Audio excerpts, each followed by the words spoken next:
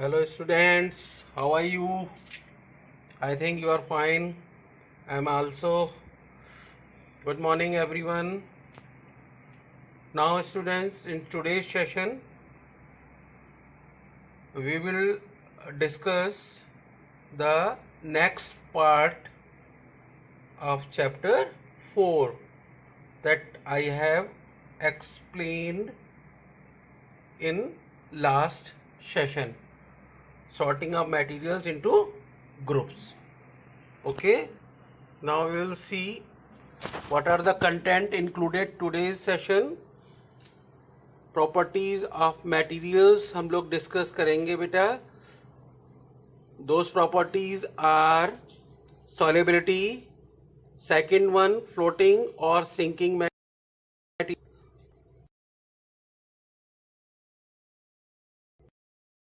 objects, translucent objects, opaque objects. Next one, malleability. Fifth one, ductility. Sixth, combustibility. And last, conductivity. So these properties of materials we will discuss in today's session. Now you see the first property of the material or matter, you can say solubility. तो solubility में देखिए आप बेटा, first point, materials differ in their solubility in water. Water में materials अलग अलग कह सकते हैं क्वांटिटी में डिसॉल्व होते हैं. इसका मतलब ये है, राइट, डिफरेंट क्वांटिटी उनकी, किसी की कम किसी की ज्यादा. नेक्स्ट, रॉक डिसॉल्व नहीं होते, जबकि salt and sugar are soluble in water. Salt और sugar you know, you are seeing at your home daily. Third point, if a substance dissolve in water, it is called soluble in water. अगर कोई substance water में dissolve है, it means that is soluble. It can be, it is soluble in water. And if a substance does not dissolve in water, अगर वो dissolve नहीं होता है, then it is called insoluble. इसको बोलते हैं insoluble in water. Right beta. And next you see about the liquid. अभी हमने देखा soluble और that was in terms of solid, either dissolve in water or not dissolve in water. Now we will see the liquids which mix with each other are called miscible liquids. कोई भी दो या ज्यादा liquid एक दूसरे में mix हो जाएं, then they are called miscible liquid. Right beta. You can take the example of lemon juice and water. Like this they are miscible. And second, last one you see liquids which do not mix with each other, जो एक दूसरे में they don't mix with each other. You can take example here of oil and water. Right beta. Now I think you have got all about the solubility. Right beta. Next property of matter is floating or sinking material. Floating और sinking materials की है. देखिए first point, rock, sugar, stone, metal etcetera are found to sink in water. ये सब sink कर जाते हैं, ये उसके बॉटम में सेटल हो जाते हैं वाटर की. ठीक है. Next point, but soft wood, कॉक एटसेट्रा में float on the surface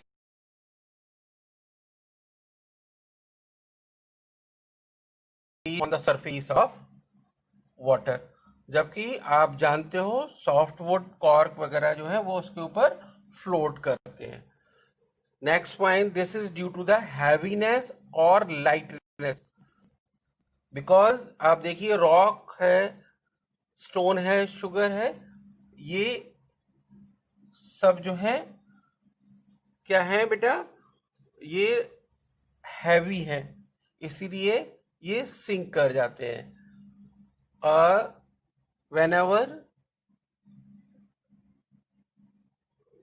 wherever soft wood और कॉर्क जो है they are not so heavy, or you can say they are lighter in weight, they float on water. Next point, you observe that some materials float on water while others sink. This property of material is known as flotation.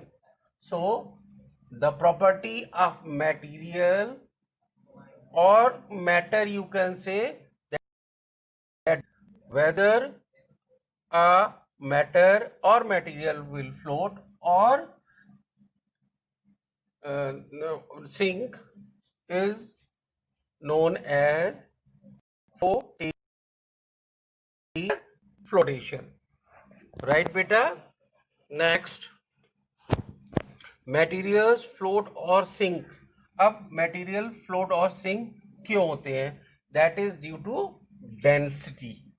Density अगर आप कहें तो density को अगर हम science में define करें तो ऐसे डिफाइन करते हैं, देखिए नेक्स्ट पॉइंट में, density is the mass per unit volume. ठीक है, किसी भी मैटर का के पर यूनिट वॉल्यूम में कितना मास है, that is known as density. Right बेटा? Next point, materials having higher density than water, जिनकी water से density ज्यादा है,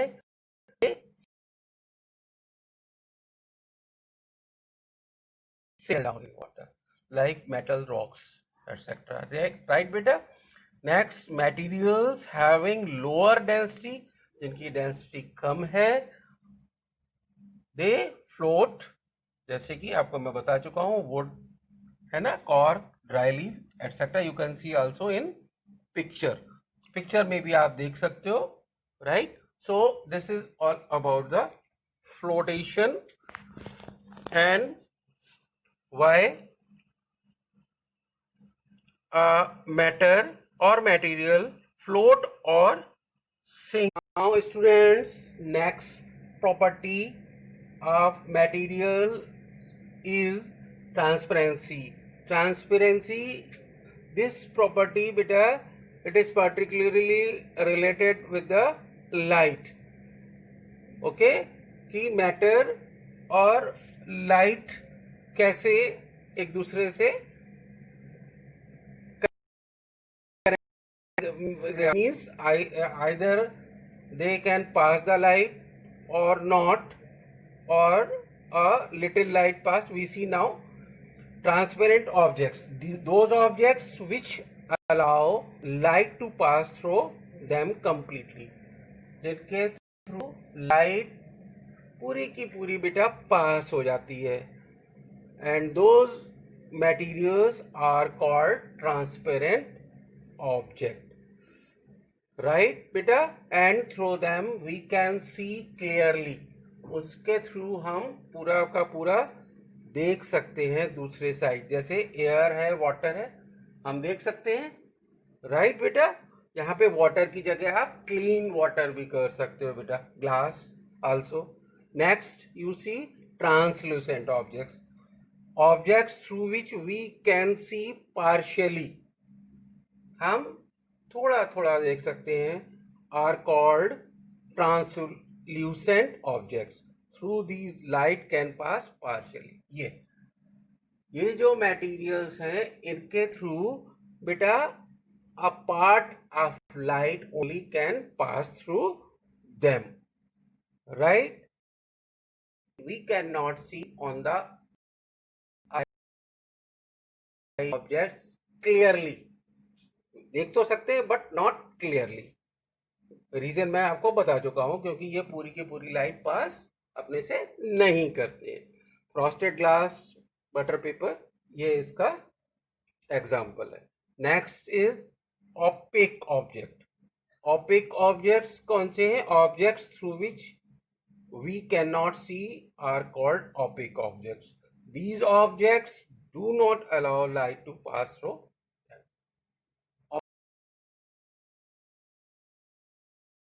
Okay, light completely pass नहीं होती, they stop the light only. So we are not able to see through such type of materials, क्योंकि इनसे light ही पास नहीं होती, तो उस है इन मटेरियल के we are not able to see. Example आप देख सकते हो, मैं ये सब एग्जाम्पल इसके। I think you have got this property also.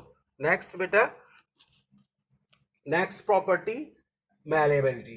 Malleability is property substances such as gold, silver, zinc, copper, aluminium which can be beaten into thin sheets without breaking.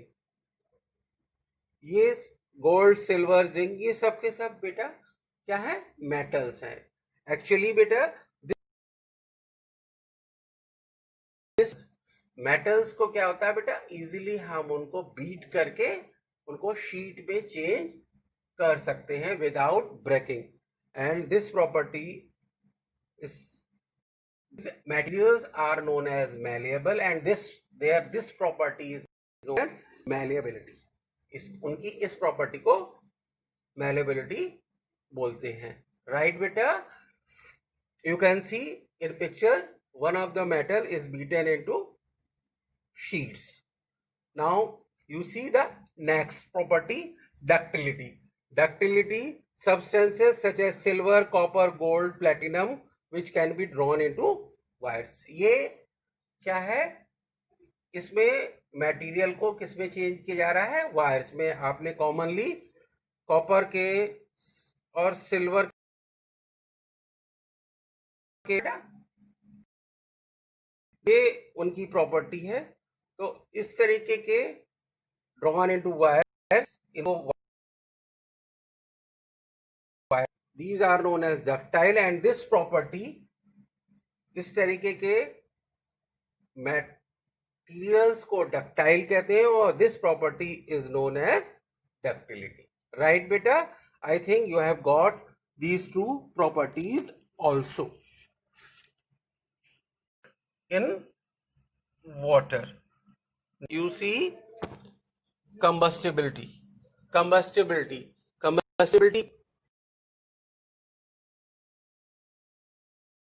Burn easily, जो easily burn हो जाते हैं, okay, those are known as combustible and the property is known as combustibility. इसमें कौन कौन से material हैं? Petrol है, डीजल है, कैरोसिन है। आप देखते ही हो, आप यूज करते हो पेट्रोल, आप जानते हो व्हीकल्स में यूज किया जाता है। Diesel also we use. Kerosene हम लोग कुकिंग में, एलपीजी आल्सो यूजिंग। तो कंबस्टेबल मटेरियल्स है बिकॉज दे बर्न इजीली।